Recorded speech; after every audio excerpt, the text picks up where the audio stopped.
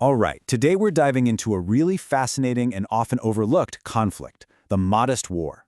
Now, this wasn't just a clash of armies. We're talking about a clash of worlds, of faith, and of two absolutely unforgettable personalities who were on a collision course from the very beginning. So how did this all happen? How did a holy warrior who claimed he was a messiah and a maverick general who was sent to stop him end up in one of the most famous last stands in all of history? That's the story we're going to unravel. But first, to really get a grip on the Mahdist War, you have to understand where it all came from. We need to look at the explosive situation that was just brewing across 19th century Sudan. It was a real powder keg. Okay, so the whole thing really kicks off with global economics and, you guessed it, imperial strategy. The Suez Canal opens, and suddenly Egypt becomes the absolute lifeline for the British Empire's route to India. But here's the problem. Egypt's ruler was drowning in debt to European powers. And you know, when a country owes that much money, it's not really independent anymore. So Britain moves in, officially to collect its debts, but really to control this vital piece of the puzzle. And right into this mix of foreign domination and local resentment steps this incredibly charismatic leader, Muhammad Ahmad. He stands up and declares himself the Mahdi, the prophesied expected one of Islam. And his message? It was electrifying. He called for a holy war, a jihad, to kick out the corrupt, foreign-backed rulers and purify the faith. Thousands, and I mean thousands, flocked to his banner, ready to die for his cause. So this sets the stage for this incredible showdown between two larger-than-life figures, and honestly, their personalities, their deeply held beliefs, and their eventual clash would literally decide the fate of a nation. In one corner, you have the Mahdi, a Sudanese holy man who is absolutely convinced he is on a mission from God. And in the other, General Charles Gordon, a decorated British war hero, a fiery evangelical Christian, and a military genius who is famous for being brilliant and completely insubordinate. I mean, they were from two different worlds, yet both were just unshakably certain that they were doing God's work. You know, the Mahdi's conviction was just absolute. At one point, General Gordon tried to appease him, offering him a governorship. And this was his response. For the Mahdi, this wasn't some political squabble. This was the will of God. There was absolutely no room for negotiation. And Gordon, well, he was just as stubborn. He was famous for his defiance. This was a man who answered to his own code of honor, not some bureaucrat back in London. And this stubborn streak, this absolute refusal to back down, well, it would end up sealing his fate. So by 1884, the Mahdi's forces are just on a roll. They're crushing the Egyptian armies. The government back in London, frankly, they want nothing to do with Sudan anymore. So what do? They send their most famous and most difficult general to go handle the crisis.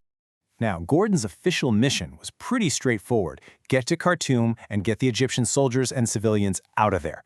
Simple, right? But General Gordon almost never did things the simple way. From the second he arrived, it was pretty clear he had his own ideas about how this was going to go down.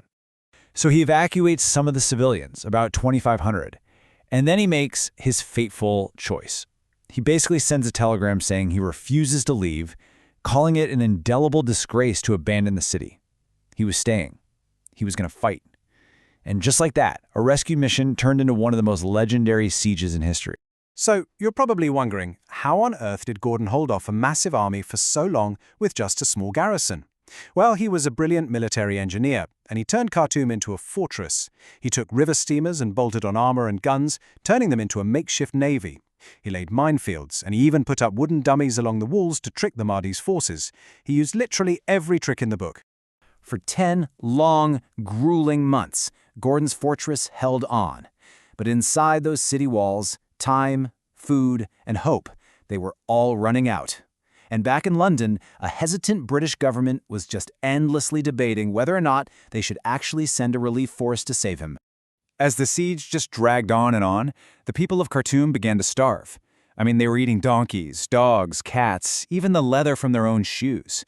Gordon's messages, which were smuggled out by these incredibly brave messengers, they just painted this grim, desperate picture of a city on the edge.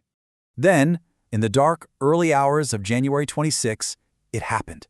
The Nile River, which had been this incredible natural defense, it receded, and it revealed a fatal weakness in the city walls.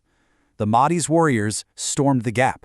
The final assault was swift, it was brutal, and the tragic part, Just 2 days later, the British relief boats finally showed up, only to see the Mahdi's black flag flying over the city.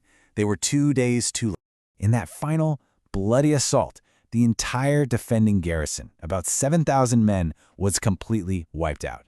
The Mahdist forces gave no quarter. It was just a devastating, bloody end to this nearly year-long defense. Now, the real details of how Gordon died are still debated, but the myth of his last stand was born almost immediately. Back in Britain, he was instantly transformed into this martyr, this Christian hero who was sacrificed by a government that was too slow to act. The public was absolutely furious, and the calls for revenge, they were deafening. But that revenge didn't come quickly.